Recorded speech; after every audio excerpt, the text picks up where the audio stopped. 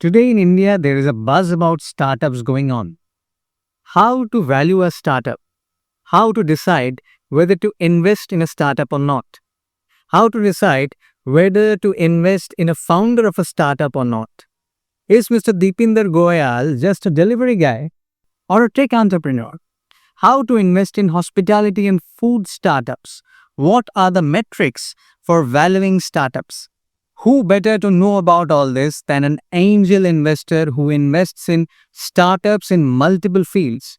Today we have with us Mr. Nilesh Maurya, who is an angel investor, a board of directors in multiple companies, investor in food businesses, investor in artificial intelligence startups, tech startups, and a visiting lecturer in multiple prestigious institutes. Namaskar, hello, and welcome, friends, to Joy, Clarity, and Success podcast. My name is Shushmita Aditya Mukherjee. To say a little bit about myself, I am in the profession of finance and into AI engineering. I solve problems for my clients and I train students and interns to become professionally capable. Before starting my endeavors in 2020, I had 10 years of marketing experience in multiple companies, starting from MNCs like Mahindra and Mahindra, Ashok Leyland, and Macrotech developers. Now, without further ado, let's get started. Namaskar, Nilesh sir. How are you? All's been good. How are you? Fine, And sir. thank you for your invite. I usually do not do podcasts, but your invite was really special, and hence I chose, to be and talk to you. Actually, you telling it was special makes me feel special because I was waiting for a long time. I think it has been a couple of weeks or 3-4 weeks now. We are interacting, and it was not happening somehow because of your schedules, which we'll talk about right now.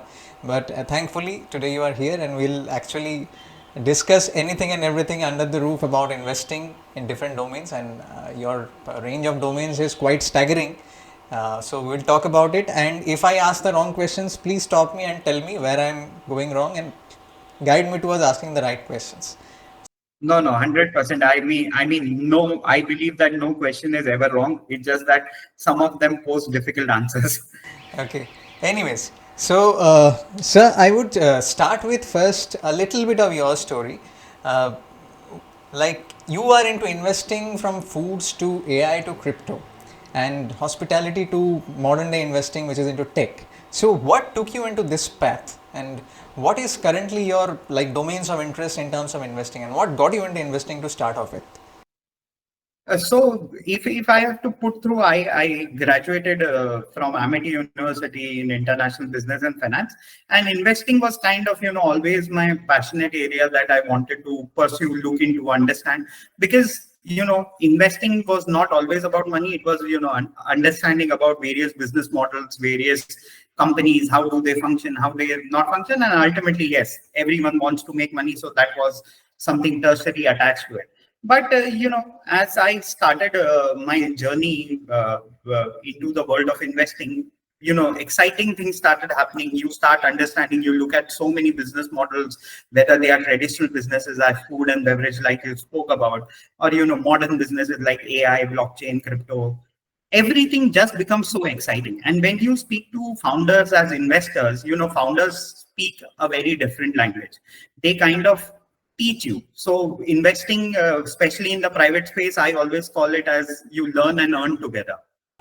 Right. So, as I was an inquisitive child, if you want me to put that way, that I started my journey into learning and understanding, but slowly it became so attractive because your every day was a different day, because you were speaking to a different founder, trying to learn about a different company, a different business model. You interact with so many people, you understand that they are looking at so many things, trying to understand so many things, working on various revenue. Yeah, so it was more about learning, how learning was, how it worked, how businesses function, how you saw startups becoming unicorns. So yeah, it's a very fascinating journey, and I still call myself, even after being 16 years into business, that I am still learning about something new every day. Fantastic. So I think you have done your management from IIM Ahmedabad also, right? Yeah. So I did my executive from IIM Ahmedabad. Prior to which I did my MBA from Amity University in Finance and International Business.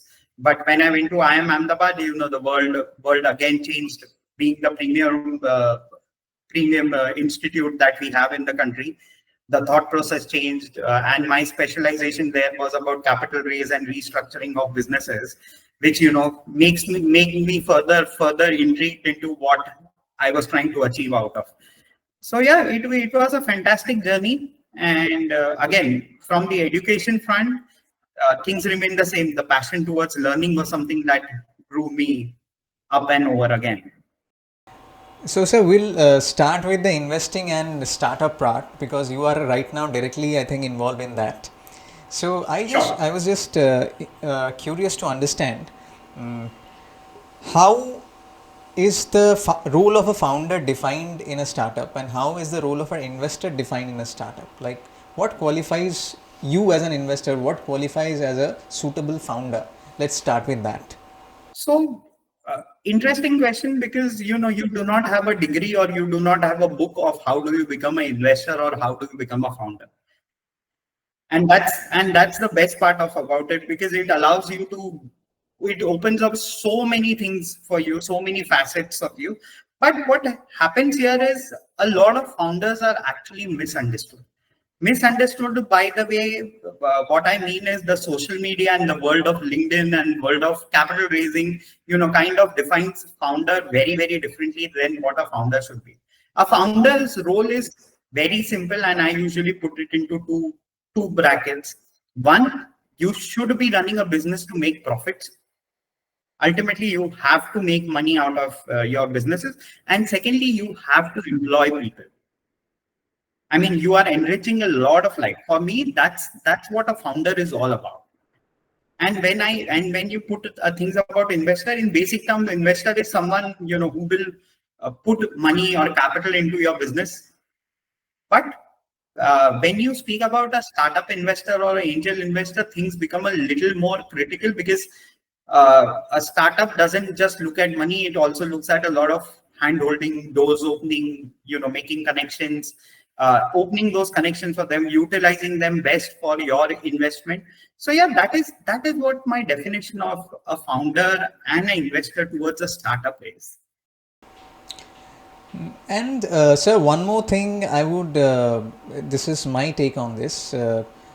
Like, I see founders as somebody who is trying to impact the world in a positive way by solving some kind of a problem. And in India, obviously, you will see that the biggest of the companies right now, even, they are actually the companies which have employed the largest number of people, be it low paid labor like a Zepto or a Zomato or a Swiggy, or be it the high, like the white collar employees like IT companies. They have been a labor arbitrage kind of companies. So these are the primary roles. I can understand that, but I also see parallelly that in USA, there are companies which are at the top of the stock markets also, but they did not start with the ambition of growing or scaling up in that way. They were primarily solving a problem, be it OpenAI, be it Microsoft, be it Apple, be it Tesla, be it any other company you talk about. I can name a number of companies like this. So what do you think is the basic difference that lies between a startup in India and the startup in US, and what can we learn from that? So there's just two basic differences that come out of it. One is, I always take it back to education, because I just spoke to you about my learning experience at various institutes. Mm-hmm. In India, what happens is, again, because we define startups and companies only by the definition that are you solving a problem or not. Right. So what happens in USA, where they have relatively less labor than what you have in India, they choose to solve a problem via innovation, because they do not have people. Like, you added USA, I would even in fact go ahead and add a country like Japan, where they have very, very scarce labor. So for them to progress on the path of solving problem is always going to be something, because they do not have labor. But in India, what happens, just because we have plenty of labor, and because of that we have a very large market, most of our startups are considered that they are a labor arbitrage company.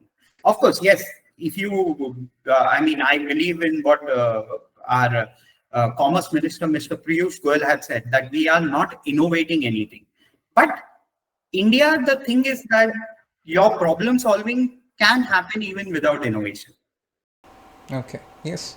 Employment is a problem in India. Sometimes, Yes. sometimes those innovation can be in form of convenience. If you are providing convenience to people, it's in its way innovating your way to reach out, because our problems are very different. Our education system is very different. In India, we are taught in colleges, to go and solve problems. We are not taught here to innovate. I mean, you can go to even top universities in the country. Innovation is not a subject here in India. We do not have innovation labs that, force entrepreneurs. You will have either labs in IIT, which, help you create a better product, or you will have labs in, management schools or B schools where they teach you those strategies to sell that product. But we do not have something like an entrepreneur lab in this country, where if you look at universities, top universities in US, like for Harvard, Columbia, where I have had access to speaking to a lot of their startup founders, for them it was all about innovation. It didn't come what degree you held, what background you came from. So by gene, India and USA and Japan are very different. By market, they are very different, and that's why their startups look very different. Although none of them get into that discredit that you have not innovated or you have gotten cheap labor. Our problems are different, and that's why our startups look different. And how do you differentiate, because you spoke about innovation on one end and product and problem solving on the other end. So how does one differentiate between innovation and product design? What is the difference between them? Is there a difference? See, again, it's a very management book kind of a question. But when you are running a business, like I said, for me to earn that your first money of profit, you practically answer everything. If you have a product which you not have those jazzy words of whether your product has a product market fit or any of those MBA terms. If your product has reached the shelf and people are paying to buy it, you have practically cracked the innovation problem, the convenience problem, the product market fit problem, your 4P problem. What happens in India, and one of the reasons I have had conversations with a lot of my co-investors, we are very, very drenched into these jargonized words.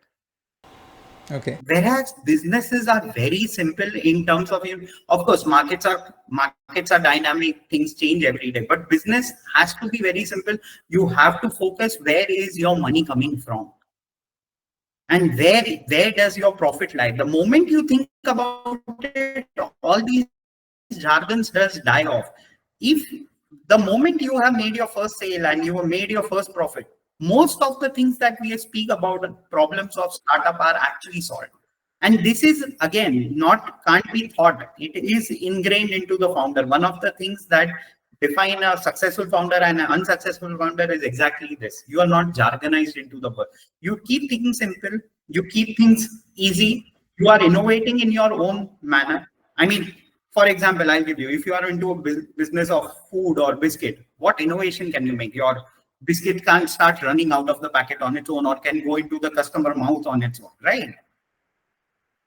So the innovation part that you're speaking about is actually inbuilt or ingrained into their business model rather than anything else. Or yeah, so that is what I'm asking, because innovation, for example, let's say Microsoft recently released this Maurya 1. This is like a scientific, what I would say is a scientific discovery, or you can say an innovation over the existing technologies. This is one kind of innovation. Then somebody created long time back a Coke, which has a secret recipe to it. I am not advocating Coca-Cola here. I don't agree to their philosophy. Please don't take me wrong in that way. But it was like a new product which people are trying to like. People are liking. So I am just asking, innovation is leading to a product, and also problem solving or gap finding is leading to a product.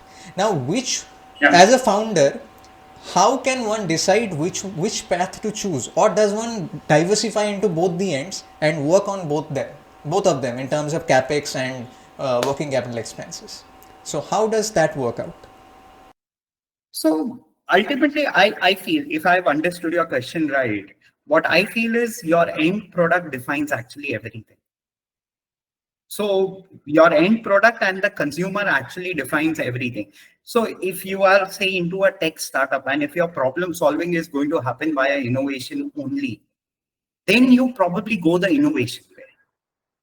But if you are into a traditional business where your consumer is not, is consuming your product or your service for their benefit or understanding, you go the product way. So ultimately, if your consumer is seeking a service, you definitely will try to innovate something. But whereas if the final consumer is trying to seek a product out of you, that's your way. So your innovation is not actually in the product, but in the way it reaches to the customer. For example, if I give you an example, like the curd market that has picked up into India. Traditionally, every house mothers used to make curd or grandmothers used to make curd. But today that curd is reaching to you in a non-spoiled manner, or with a longer shelf life. It's, in a way, it's an innovation. So it's not that the final product has innovation, but the way it has reached you is also has those pulses of innovation that exist. Yes. So basically, it can mean multiple things. One, it can be reducing your effort. It can be increasing your convenience. Yeah. It can be building an altogether a new product also. All of them you're putting in terms of innovation. So leading to that, I just wanted to ask a follow-up question. There is this perception which has been obviously fueled by political discourse also, that Jeff Bezos, who started delivering books, he's a tech guy, he's a tech tycoon and innovator. But the Zomato guy, he delivers a dosa, and that is a big problem. And he is not an innovator. Why is this disparity, double standard? I mean, uh, I'm not one of those guys that gets delivered by social media or what people perceive around it, because being around founders, I understand the labor that goes in, even if when people go and tag them as copycat businesses or something non-innovative business. I have my deep respects for Deepinder Goyal, in the way he scaled up Zomato, because I've watched Zomato from the very start. Now the problem here again, it's about the perception of people, because a lot of books define Jeff Bezos as someone who's an innovator, whereas for me, both of them actually sit at the same way, sit at the same desk. Okay, I understand. Jeff Bezos did it a decade earlier than what Zomato did it, but Zomato itself did a very fantastic job. In fact, there are certain things that Amazon is not able to do, like the Q-commerce business, which they are coming late into the game. Zomato, using Blinkit, has scaled it up really, really well. So for me, see, from the outside and from the social media world, it is very easy to go and write a LinkedIn post or make a tweet around saying that Zomato is not an innovation company or things like that. For me, both have put in that effort, both have been successful in their own ways, and especially into tech startups, which both, whether it's Jeff Bezos or Deepinder Goyal, both have been working into the tech business. If you have survived 10 years into that business, it's practically you have done everything right. You have fought your competition. You have fought all the big companies that have, who had big pockets and deep pockets, who could have taken over your business, taken away your market share. And if you've been successful, for me, I can't, uh, I can't equate any of them to be higher than the other or lower than the other. Of course, social media has its own way of doing it. Books have its own way of writing each of them, but for me, both of them are fantastic entrepreneurs, and I do not see any difference in being into their businesses in any manner. For me, both of them have put an equal number of hard work, although both had a very different market to solve a problem. America, when Amazon started, again, America is a super huge country. You have land masses where there is no people there. Their distribution works very different from how it works in India. So their delivery was considered to be more innovative. In India, the problem is आपके नीचे का किराना वाला भी delivery करता है. So the business model itself is understood. यार ये तो delivery का business है जो तो हम सालों से देखते आ रहे हैं. So for me, that mindset is a problem, but otherwise, I do not consider any of them to be lower than the other. Yeah, so we forget. Actually, I want to relating to this. I want to reiterate that we forget that Bhavish Agarwal is a IIT pass out, and I see people heckling him front, right, and corner, and they are calling him anything, starting from the cab guy to. I saw that from somebody. So they forget that he's an IITian, and if you hear an interview from Narayan Murthy, he clearly says about his son that my son did not get into IIT, so he had to satisfy himself by going to America. So we are just basically it's like your own people you are not valuing. Your mind is still in Greenwich Mean Time. You are not understanding that latitude and longitude started from Ujjain. So, anyways, so So yeah. for me, again, I mean, if I have to cut you here and put things to you, when you look at businesses of startups and all, in India, we are still very under the colonial culture of which university do you come from, where do you come from. But the world of investing, I mean, only a few investors or my colleagues who work in the same industry understand this. You have startups coming in from places like Dibrugarh in Assam to Chhapra in Bihar. I mean, people are innovating, people are doing their own bit of things. It's no more. We are actually in startup. We are at a phase where like how it happened in Indian cricket team with Dhoni. People prior to Dhoni used to come from those select pockets of Delhi, Bombay, where the Ranji dreams were stronger. And that's exactly what is happening in this startup world. Initially, we had players who came from IIM Ahmedabad. Their founders were from Harvard, IIM Ahmedabad, IIT, IISc, all the great institutes that were there. In fact, you see a lot of our media still compares where does the founder come from, because that's a colonial mindset. But if you see actual groundwork, people working onto what their startups are going to do, how are they going to differentiate itself, those tags of where do you come from doesn't matter. I am a big critic. Being an investor, I'm also a big critic for a lot of stuff. When I look at Ola has done its set of mistakes. Of course, there are. I mean, I wouldn't say for that matter, any company, I wouldn't say everyone learns from the mistakes and comes out stronger from it. I have no grudges against how Bhavesh Agarwal runs Ola or anything like that, because I see that labor going in. Today, at least he has a company that stands against a global giant like Uber. And if it was so easy to run a company like Ola or a Zomato, why do not have we have multiples of them? Why do you have one Ola standing? Because all the people who tried failed. Bhavesh has still stood there, irrespective of what critics he faces on social media or how he's heckled by in and around it. But the ultimate thing is he's there on the ground. He's working on it. He's solving problems. And yeah, so I have major respect for every founder that comes out of the web, because they fight. It's like the iceberg. What you see is only the top part of it. The 90% of the labor that they put in is practically unseen. Right. And the kind of economics India has, I think in America the economics are different. The return on equities, the return on capitals, the way business is perceived and profitability is perceived is quite different than what India is doing. Like a very good business like Cred or a very good business like Zomato, all of them, even Ola, they are running in negative cash flows, but they have to sustain through that because it is India and they are surviving in India. They are not choosing to go in Silicon Valley and do their business. They are choosing to do it here. So we must give them the credit for that. 100%, 100%, and that is what it should be. That is what it should be. I mean, we cannot disrespect our entrepreneurs. I mean, there is never going to be an encouragement that is going to come out from the next leg of people who want to be entrepreneurs and do it. See, there are certain things which I tell you, which the media boxes down or the social media boxes down. We still compare our startups to other country startups. You can't compare someone's chapter number 10 to someone's chapter number 1.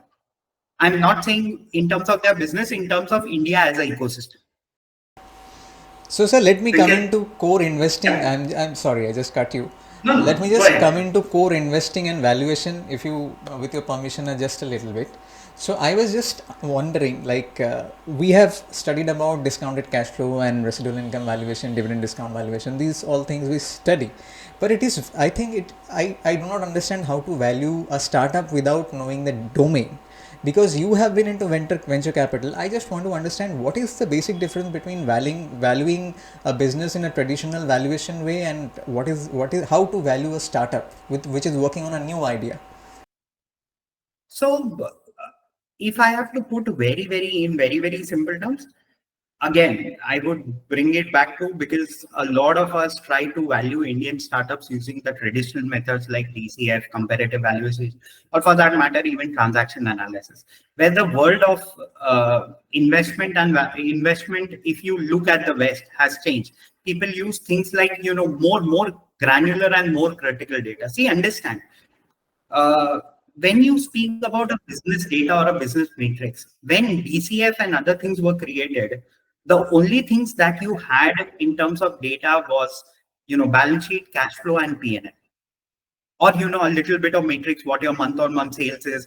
But as business models evolved, and now with the tools that capture, you've definitely seen how Shopify sees e-commerce, the background data that you get out of it, you can actually get into a very various amount of you all gather a varied amount of data, based on which the valuation techniques also change. Like, I'll give you an example.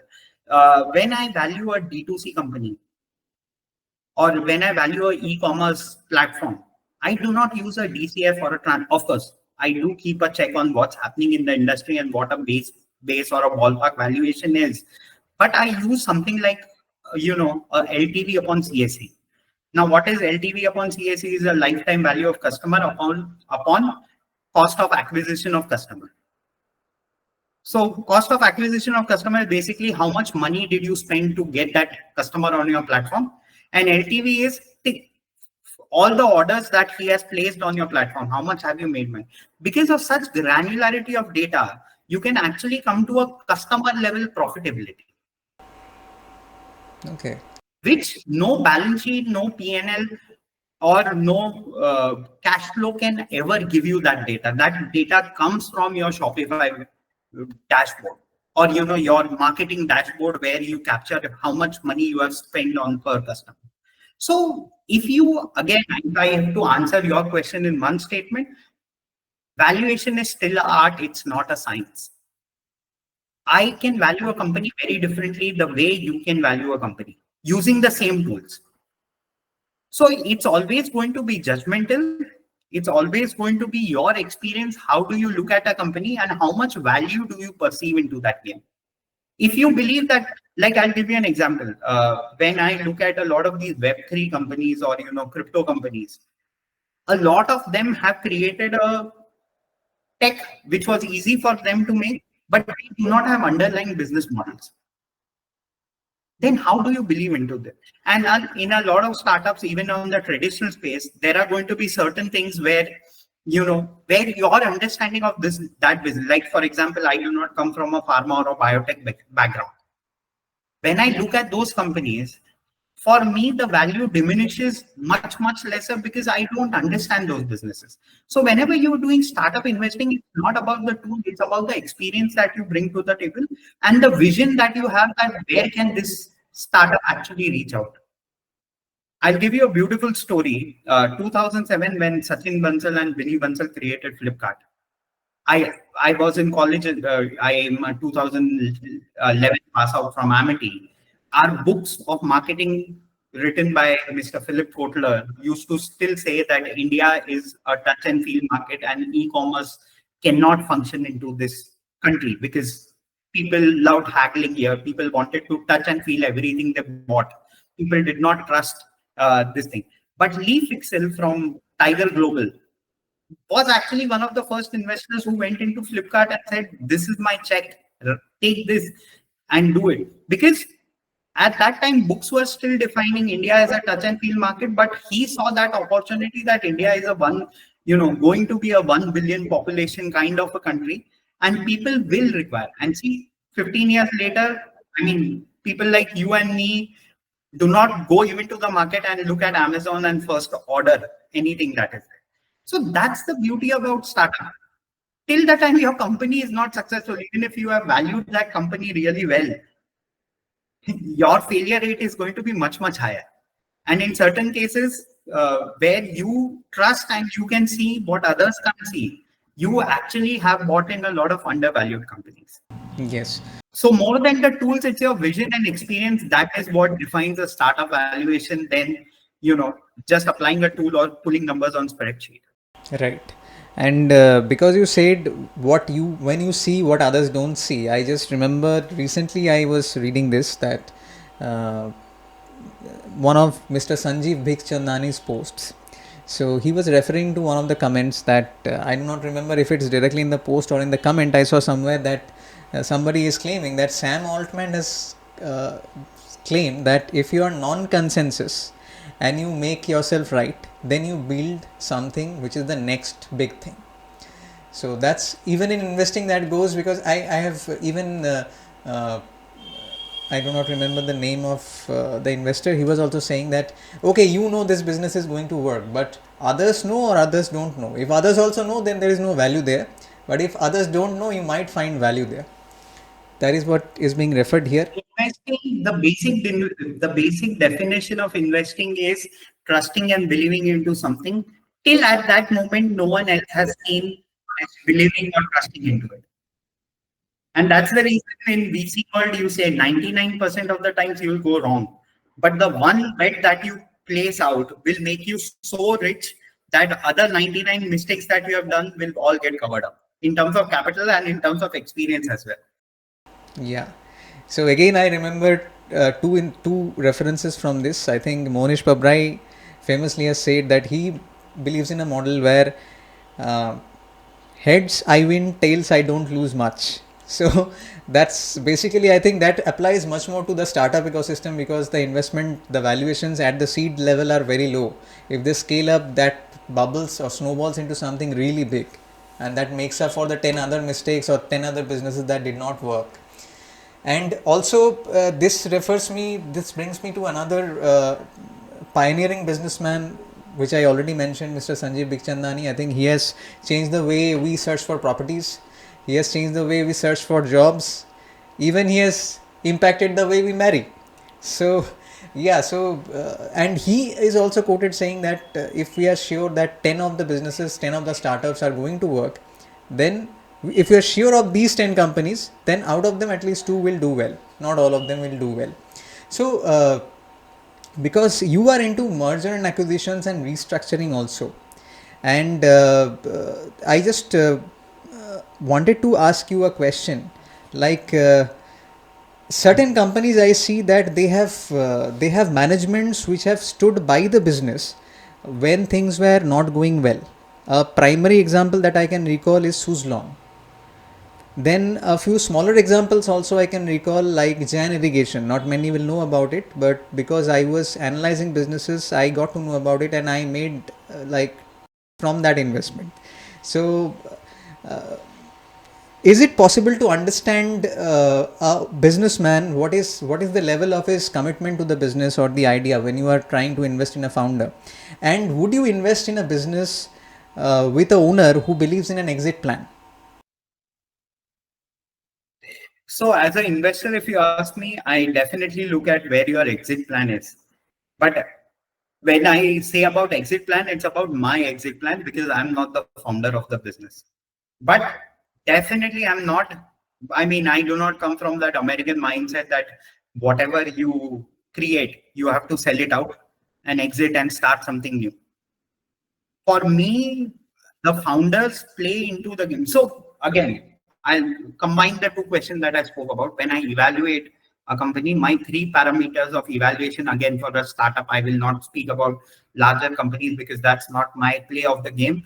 But in smaller companies, I always look at 3 parameters, and these are my basic ground rules. You can fit all your questions and answers into these 3 parameters. One is, I look at what is the management pedigree.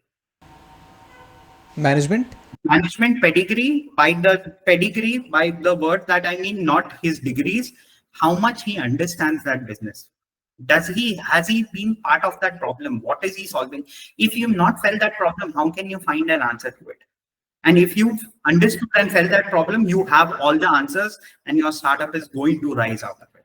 Second, I look at the business pedigree, how well the business is designed or is about to be designed, or at least the founder's thought process is there. Now, by what that I mean is, if the business is so smooth that tomorrow, if the founder doesn't exist, or if professional management come in, can the business still deliver? Or forget about professional management, even if you give it to a college student, can he run that business? Is your business that smooth?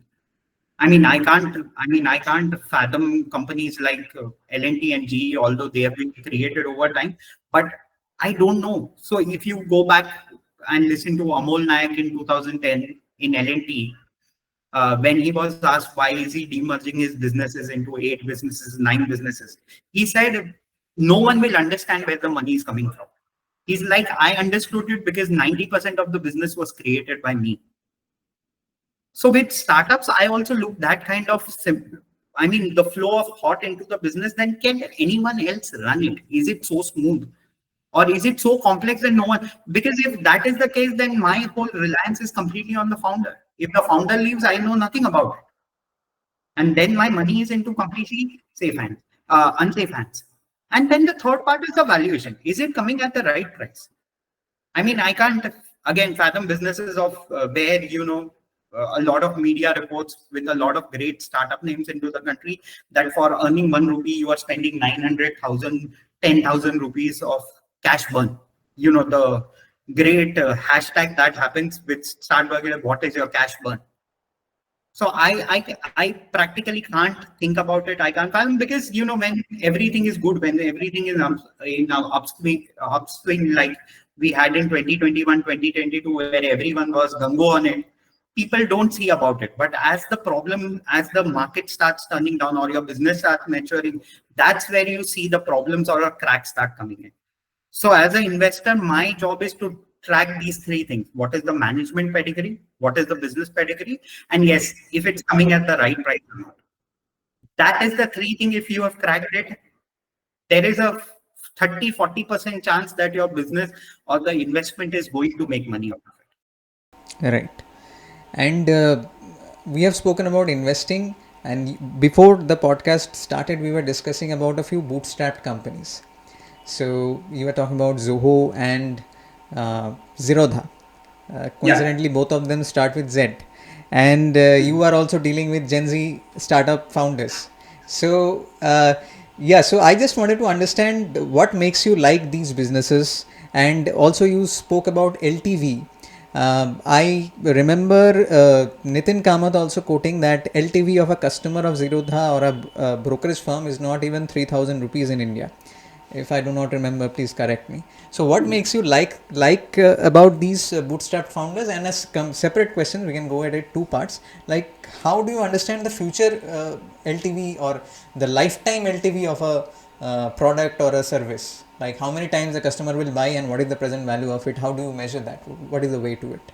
So then it's very simple. If you ask me about these founders, they're great. They're as great as any other founders are there.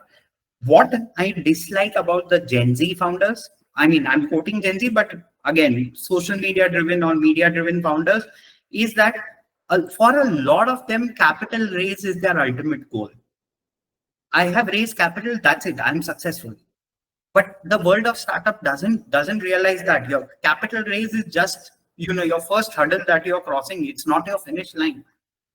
And I'm so this thing, apart from Nikhil Kamath, if you look at Zoho's founder, Mr. Vembu, not a lot of books, not a lot of papers or articles cover them, because they are bootstrapped. They are, those uncool, non-hashtagable names, because you can't relate to them. Like, there are so many people I have met in colleges and when I speak to younger audience, for them, Nikhil Kamath is a podcaster. Not many people know that he's founded something like Zerodha, and Zerodha is this thing. So, because of all the noise that you have, people consider themselves that if you've raised capital, you've made it into the world of startup, whereas it's not that.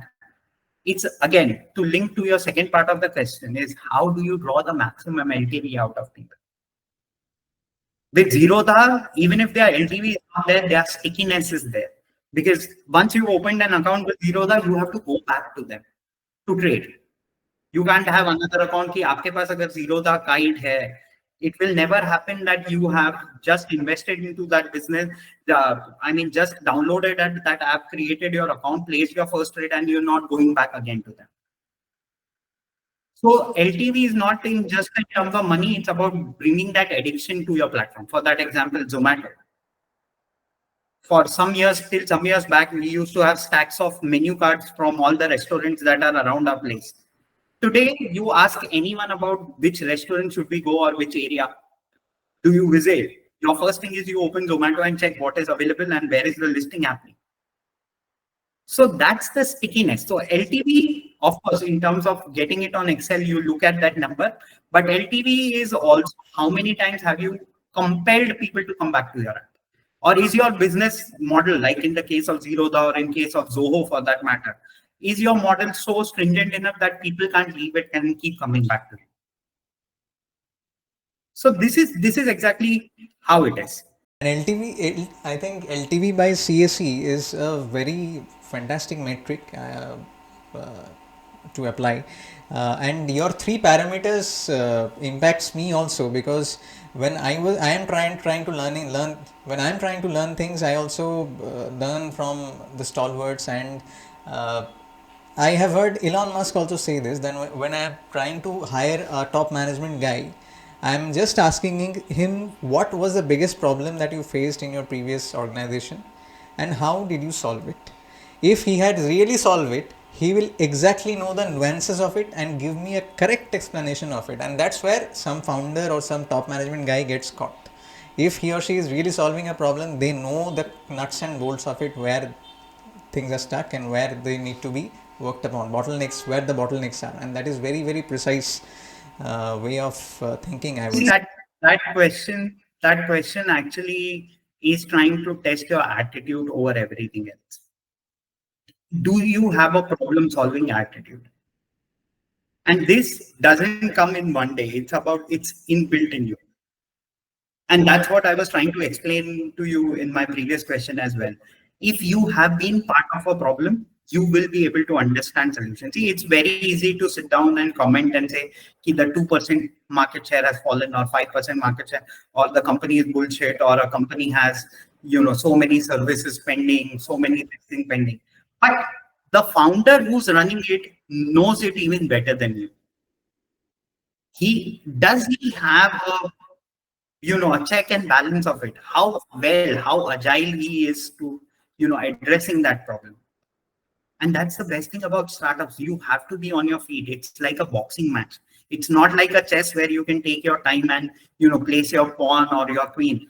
This is, in today's world, I wouldn't say the complete strategy is gone, but it's more like a boxing match. If you do not revert or your reflexes are not agile enough, someone is going to box you somewhere. And because we were referring to Bhavish Agarwal, we already see that his stock has taken a beating post the listing. And you are talking about this agile, whether the owner is agile or not. And that, I think, we as shareholders or we who are reading the con calls or even attending the call calls know it in a certain way. But that is, I do not think that is as detailed as somebody who is in a boardroom gets to understand it. I think the boardroom is the best place to understand what is the agility of the company or the founder, because you are also into the boards of certain businesses. I would ask you that, could you share, if it is at all shareable, could you share a few incidents where things were not good, things were in trouble, and a founder and the board together got out of the woods in a certain way, certain strategy was taken up and things came back under control within a quarter or 2 quarters or maybe a year or two? So is there any incident that you have, or do you have any metric where these kind of situations where the founder is responding in this way means that there is agility? If it is the founder is responding in this way, this means there is no agility. Is there a metric for that? So two things. First, I would like to correct you, especially when you mentioned about Ola and its share price. Again, I do not put share price directly as how the company is performing, because markets react. I mean, the fundamental analysis is just one aspect of how markets play out and how what your stock price is going to be. Second, in terms of agility, by what I mean is if there is a crisis or if there is a problem, has the founder even take cognizance of it? Or is it just in the arrogance of things? So by agility, I mean, are you see the first step of solving any problem is to understand that there is a problem. And if there is a problem, are you cognizant about it? Because if you do not consider a problem as a problem, you are going to all, I mean, you will feel that it doesn't exist out there in the market. So there is agility is not a behavior. It's about how do you respond. So that also speaks about how much passionate are you about the business. Because if you're actually passionate about it and doing things about it, it's like your baby. It's going to be every day. And I can't give you case studies of what has happened in the boardroom because as an entrepreneur, this is your everyday job. You are firefighting. There is going to be fire somewhere every day. No company in the world, whether it's as big as Apple, I mean, which is running so flawlessly that people are gung-ho about it and doing everything. Apple takes its bad days, bad release on their product. The stock tanks, a company as size of Apple, the stock tanks like 5, 6%, 10%. But does Apple give up? Does Tim Cook say, no, tomorrow iPhone is not my business, let me shift to making TVs? No. That's what the agilities I'm speaking about is staying into the game, understanding that business is solving that problem, and creating things out of it. It can be as simple as, a few years back, I mean, I'm a big fan, again, being into food businesses of a company like Britannia. If you look at the journey that Varun Berry has taken Britannia from to where it is today, it was very clear on the first day that he said that this company is going to be not a biscuit company, but a food conglomerate. There have been, post that you have already seen crises like where COVID came in. Their distribution team was practically ill, sitting back home. They took a couple of quarters of beating on their numbers. But when they came back stronger. The vision did not dent. They did not shut down things just abruptly saying that this is not functioning out. Because the vision and the thought process gone behind in creating those plans is so strong that these minor blips do not impact them. I mean, yes, they might have changed some part, they might have changed that strategy, but it can't happen that tomorrow he says, "Nee, we go back to becoming a biscuit company, or let's drive and make Britannia ice cream company." Yeah. So, sir, because you are into food business investing, one of the domains is food business, and I am very fond of food and food business both, understanding food business and obviously food. So I just wanted to understand, there are a few metrics that we think about when we think about understanding a food business. One thing is the gap that is there in the market. One thing is if it's a restaurant, we look at the location also, that becomes part of it. And second thing is what is the product quality. Now, what are the metrics that you would prioritize, like post Zomato? How much location is important now? Is it equally important, or is the importance of location receded? And how difficult or easy has it become to find out the gaps in the food market, and how to ascertain a product quality? If you could just speak about that. So I'm happy that you've gone back to asking me about food businesses and food questions, because it's one of the most misunderstood industry. By that, I mean, till the time I wasn't investing, I thought that it's like that this is a restaurant, it's always filled. And I mean, it will be great making profits around it. But food business, once you are inside it, especially on the restaurant side of things, where a lot of things are not under your control, you realize that creating bottom line is extremely difficult. I mean, to keep your business profitable, keep your business running, it's going to be extremely difficult. Because what happens in most businesses, a lot of things are in your control. But what happens in a restaurant business, or for that matter, even in food business, your labor is not under your control. I mean, the labor cost is something that you have to pay what is out there. Your rent is something that you have to pay out, whatever is out there. So one of the questions that you asked me about being a great location. A great location comes at a very, very great price. So sometimes even if you have a great location, if you're not well calculated your ROI or how much are you going to earn out, your bottom line is going to be extremely difficult.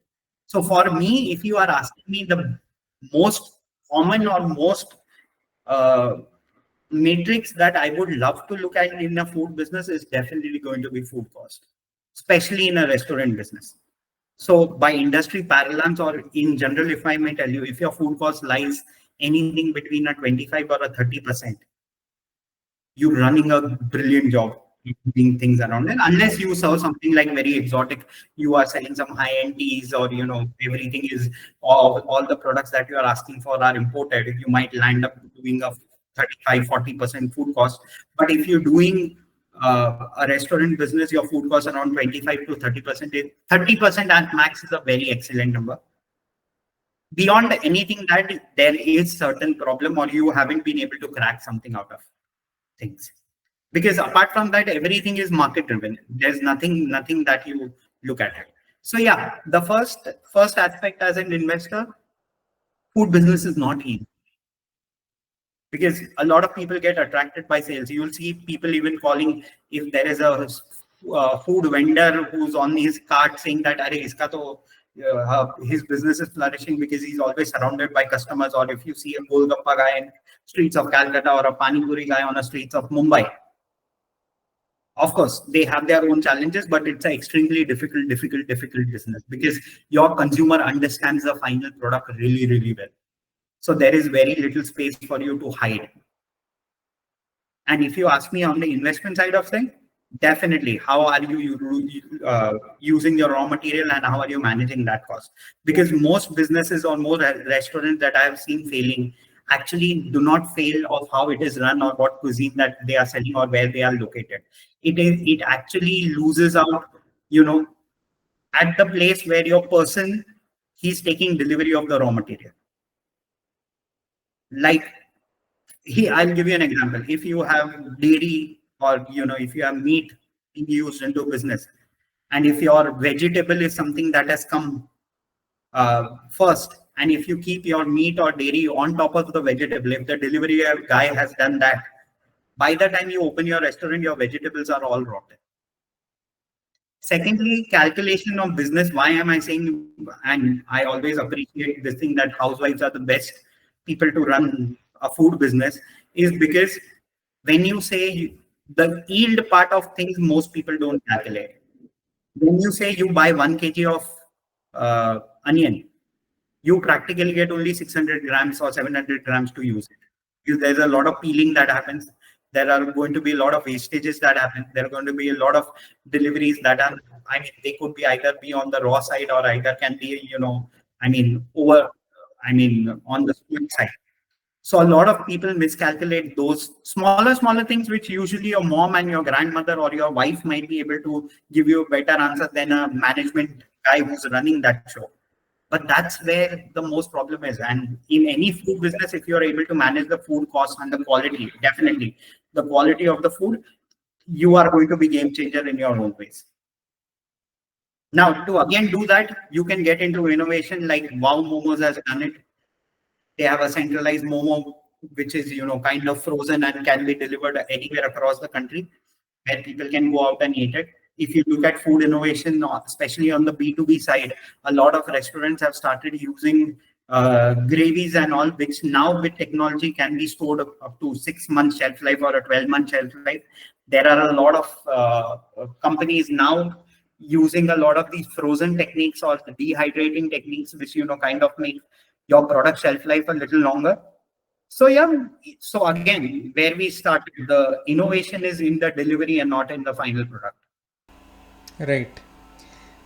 And also, Nileshji, I just wanted to understand what is the point. Like, I see few businesses here which I like. Like, there is a restaurant named Chow Man, which I like very much. It's into Chinese, and it really makes brilliant cuisine. Now, like 15 years back, it was only having one branch in our city, Kolkata. Now it has like 3, 4, 5 branches. I don't know how many branches they have. So what is this scaling method for a business, and at what point should one start scaling, and how does one realize that it is time to scale and I can survive even after scaling? Again, no right answer to it. And I will, because people have tried different things and have succeeded or failed into something. So there is no written formula of when do you scale it. I always put scaling into the place is into three layers: local, national, and international. And how well have you been able to control your matrices around it? If you have controlled your local matrices really well, from 1 to 5 in the same city, your distribution is aligned, your this thing, you are aware about certain problems that you have already solved. If your those matrices are not fine, and if you've got influx of capital and suddenly you've gone, all over the place, you're definitely bound to fail.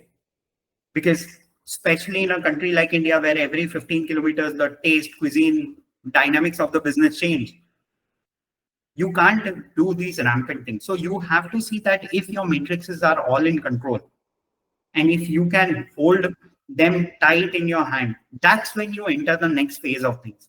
And when I say from local to national, it doesn't mean you start having one restaurant in Mumbai and the second one directly in Kolkata. You have first Mumbai, do your state analysis well. You go open Pune, or if you are in Kolkata, you probably go towards Orissa, go towards Siliguri, go towards Assam, whichever is closer to you and your market is there. That's how you start scaling it. Again, a misunderstood concept: scaling is a factor of how much capital you have raised. It's not that. It's about how well have you been able to control your matrix. And are you in a position where you can actually replicate those matrices into a different city and be successful as you've been in the first one? So it is like scalable processes and not capex. 100%. Process is the name of the game. If you do not have process, see, the founder can't be at every place, every location himself. Your process has to define how you are and where you are, and if even if the founder is not there, how well your business is working. Right. So yeah, and relating to gap finding, uh, is there such a thing which is rampant in food industry, that we are something is there which we are not tapping and certain restaurants are succeeding because they are finding out gaps, or is it something else? See, the food is simple, the product is simple, the business is complex. What happens here is there are a lot of founders who take it other way around. They make the food so complex and try to make the business simple. It's never going to happen. You will see a lot of companies coming out with, people are going healthy, let's make everything out of avocado. But an avocado is a difficult commodity and you can't have a lot of wastage of because it's expensive.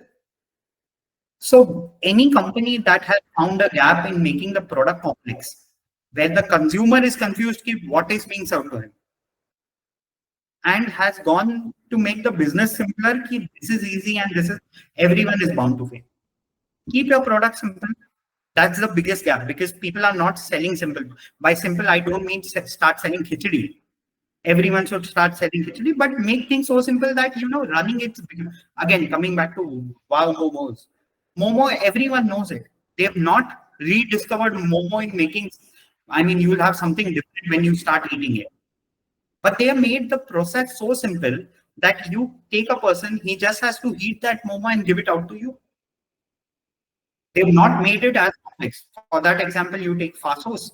They made their Behroz biryani so well that people just have to, bring it to their place, eat it, and it's all done. The product is simple. The business is where the complexity comes in. And the people who have done the other way around, where they made the product so complex that the business, even after being simple, looks so difficult, have always went ahead and failed. So for me, that is where the gap is. Yes, because I think what you say is I think globally valid, because Domino's, McDonald's, they have made their models very very precise. The McDonald's menu here is, I think, the same as that in USA or somewhere in Europe. It's all in the process, my friend. It's all in the process. Right.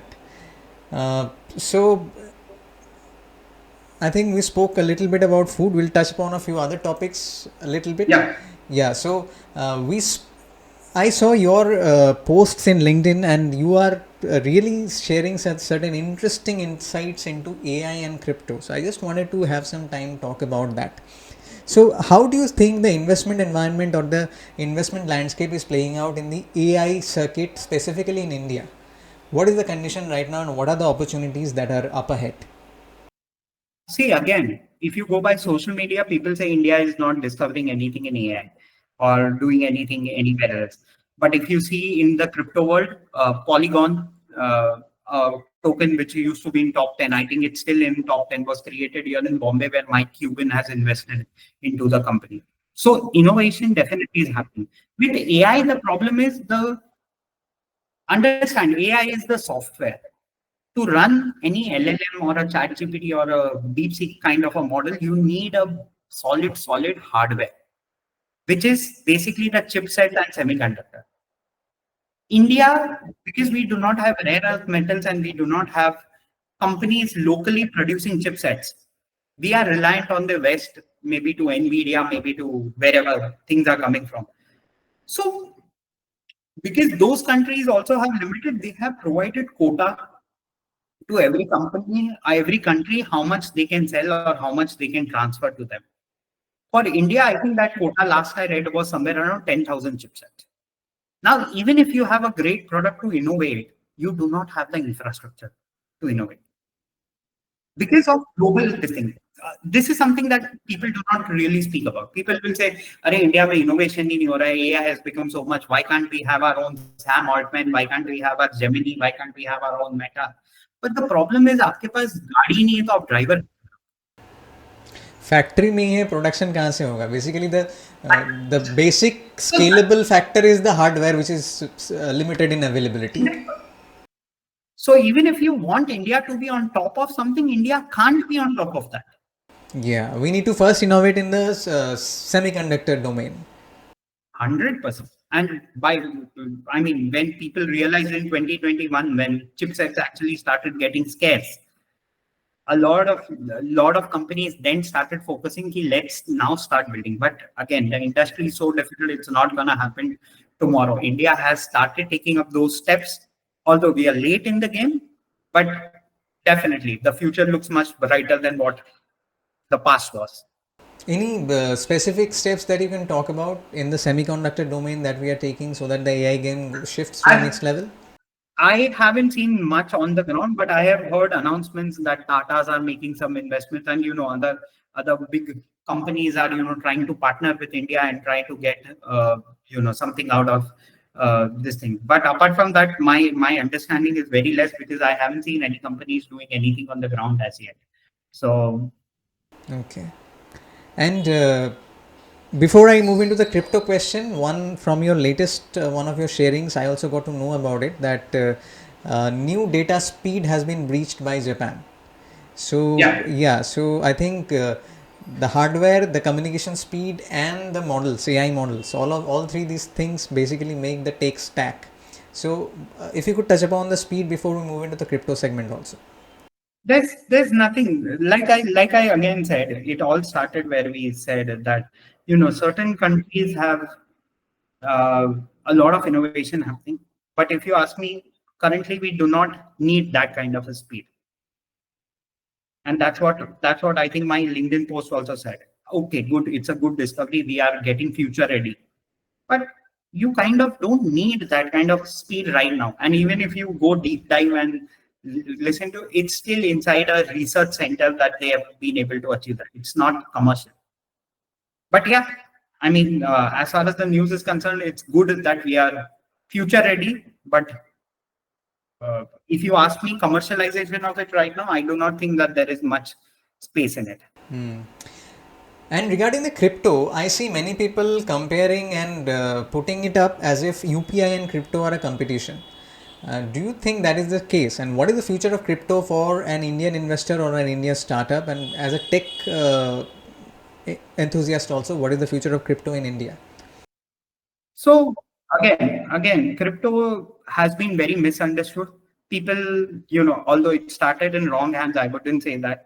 But the technology in itself is far, far greater and far, far beautiful, which is known as blockchain. If you put simple data like it's practically like how our Aadhaar card is working for us. It's more auditable, more verifiable. If you put India so many system like the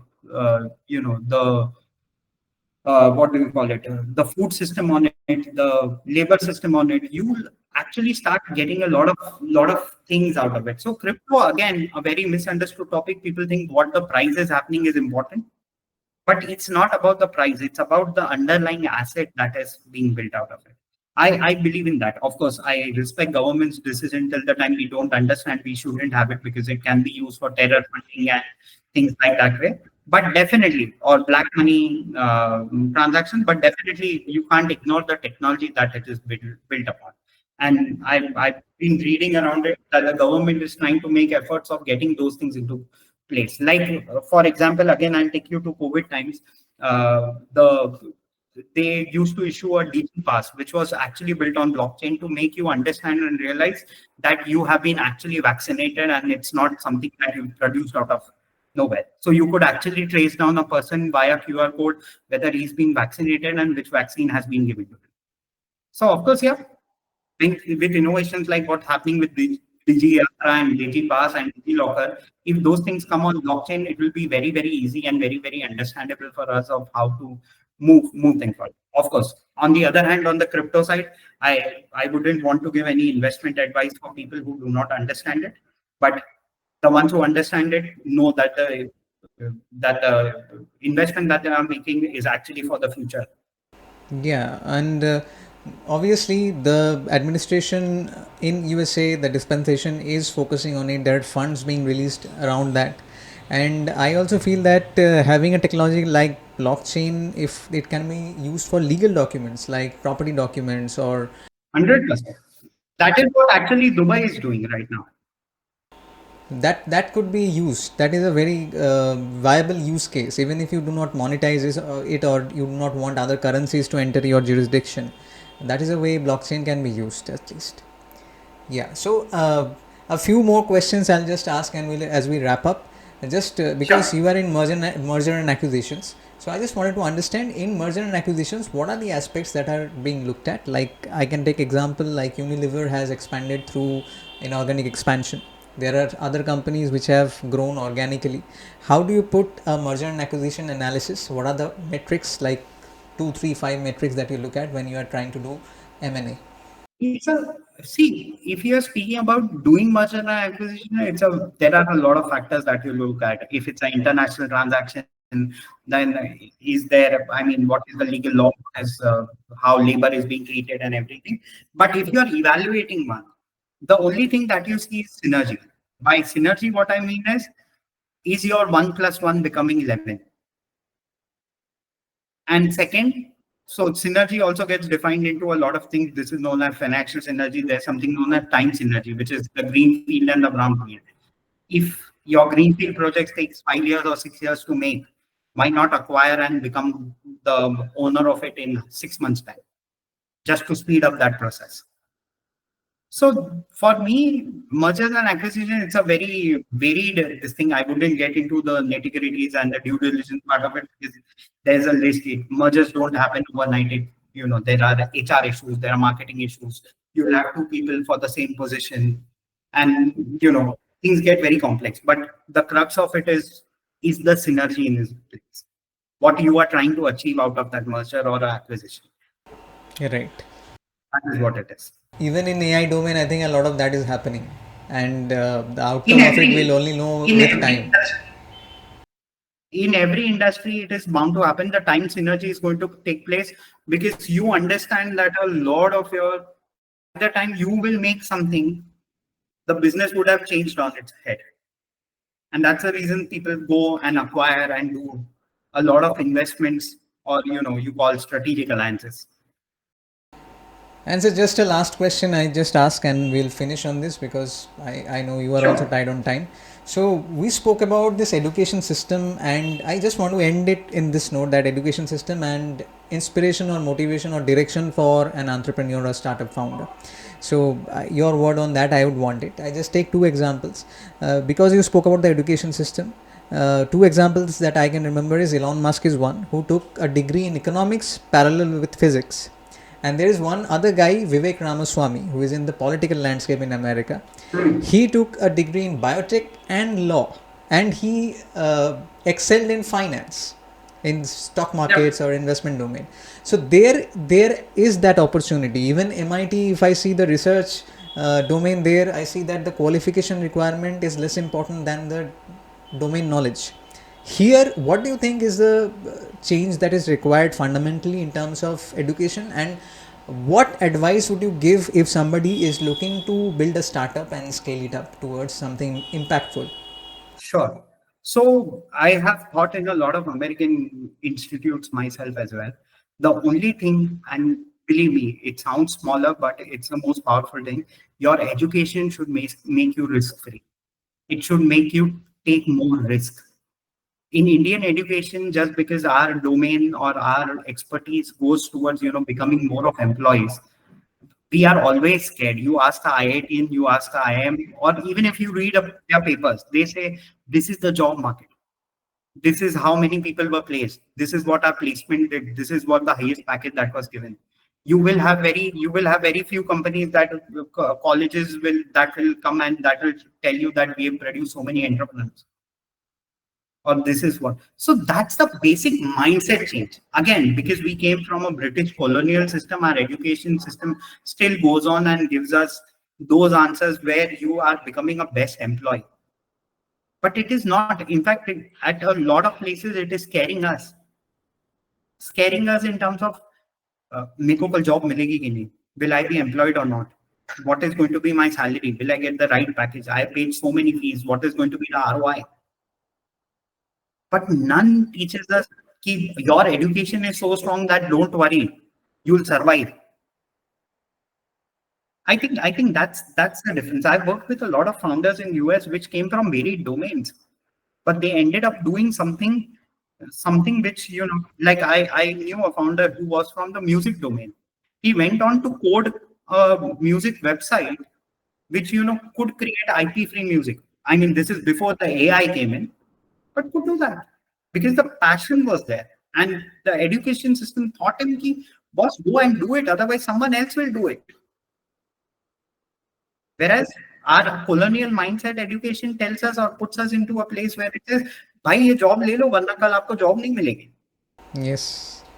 So it's not. I'm not saying that the Indian education system. It's focused in a very different manner. The reason it was created on something to fill the offices of the British, and we've continued to do that. Yes, it's a civil service hangover. 100%. And that's restrict us to a lot of things that we have covered. Since you said this is the last question, a lot of things that we covered were actually tied to this.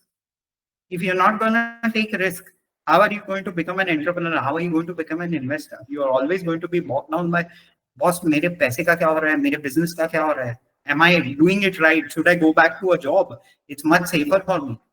So yeah, ultimately everything boils down to the books that you read and the people that you listen to rather than, what is being handed over to you. Yes. It was a fantastic discussion, sir. I think 1 hour, 11 minutes passed, and I'm happy. I'm happy. Like I started, I do not take a lot of this thing because I'm a classroom teacher. I love to teach on a personal basis rather than doing podcasts and putting it out to people in open. But yeah, definitely. I mean, I was really excited by the lineup that you had given me, and I thought maybe this is where I should be speaking and talking to you rather than because I'm not a marketing guy per se. I love to share my knowledge. So for me, this podcast is if I'm able to even change 2-3 lives of people and make them go on the right path, I would be more happier than I'm getting more likes and more followers on my social media.